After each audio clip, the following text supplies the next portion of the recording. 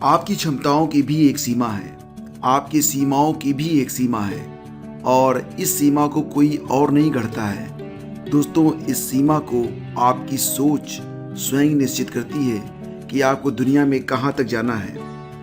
आपको यदि लगता है कि आप हार जाएंगे या पराभूत हो जाएंगे, तो हारने की राह देखने की जरूरत नहीं है। हार तो आप पहले से ही गए हैं। फिर एक बार कोशिश कर देखने के लिए लगने वाली शक्ति को बचा लेना ही उचित होगा, क्योंकि हारने की सोच को लेकर किसी ने कभी जीत हासिल नहीं की है। जीतने से पहले आपको यह भरोसा होना चाहिए कि आप जीत सकते हैं। जीतने के लिए सबसे पहली जो आवश्यक योग्यता है वो है आपके जीतने की सोच, जीतने का विश्वास।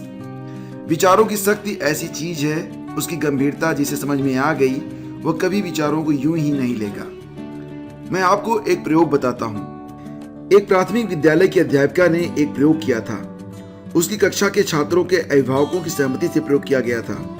दोस्तों, अध्यापिका ने कक्षा के छात्रों को बताया कि हाल की एक वैज्ञानिक रिपोर्ट के अनुसार नीली आंखों वाले बच्चे भूरी आंखों वाले बच्चों से अधिक होशियार होते हैं और बहुत जल्दी सीखते हैं। यानी कि उसने एक मापदंड सेट कर दिया कि जो नीली आंखों वाले बच्चे होंगे वो होशियार हैं और भूरी आंखों वाले जो बच्चे हैं वो बुद्धू हैं। फिर उस अध्यापिका ने कक्षा को दो समूहों में बांट दिया।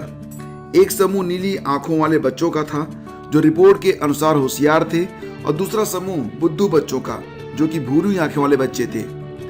ऐसा दिखाई दिया कि लगभग एक सप्ताह में भूरी आंखों वाले बच्चों के अध्ययन स्तर में स्पष्ट दिखाई देने वाली गिरावट आई और नीली आंखों वाले बच्चों का अध्ययन स्तर स्पष्ट रूप से बहुत अधिक ऊंचा हुआ। फिर अगले सप्ताह उस अध्यापिका ने कक्षा में चौंकाने वाली घोषणा की। उसने कहा कि मुझसे गलती हो गई, बहुत बड़ी गलती। उस वैज्ञानिक परीक्षण का निष्कर्ष मैंने तुम लोगों को एकदम उल्टा बता दिया। भूरी आंखों वाले नहीं बल्कि नीली आंखों वाले बच्चे बुद्धू होते हैं। भूरी आंखों वाले बच्चे होशियार होते हैं और तेजी से सीखते हैं। इस घोषणा के उपरांत भूरी आंखों वाले बच्चों का स्तर सुधरने लगा और नीली आंखों वाले बच्चों के स्तर में गिरावट आने लगी। दोस्तों, हम जो सोचते हैं अंत में वही बन जाते हैं। जब हम अपनी सीमाओं के लिए एक सीमा तय कर देते हैं तो उससे अधिक ऊपर नहीं जा पाते हैं। इतनी आसान बात है। इसीलिए समझबूझ कर विचार चुनिए। जो चाहिए सिर्फ उसी पर अपनी सोच केंद्रित कीजिए, जो नहीं चाहिए उस ओर ध्यान ही मत दीजिए। और दोस्तों, हमेशा याद रखिए कि अधिकतर असफल लोगों में जो समानता दिखाई देती है वह यह कि एक तो उन्हें अपने विचारों का स्वयं पर जो असर होता है उसका अंदाजा ही नहीं होता, या फिर वो जानबूझकर इस ओर ध्यान ही नहीं देते। असफलता के बारे में क्यों सोचें जब सफलता के बारे में सोचने के लिए उतनी ही शक्ति लगती है। गलत सोच हमारी शक्ति छीन लेती है, सही सोच हमें शक्ति प्रदान करती है। विषैले विचार, विषैले लोग और विषैली पुस्तकें इस तरह टालिए जैसे आप विषैले सांपों को टालते हैं। और दोस्तों, याद रखिए कि अपने आप को सर्वश्रेष्ठ मानिए।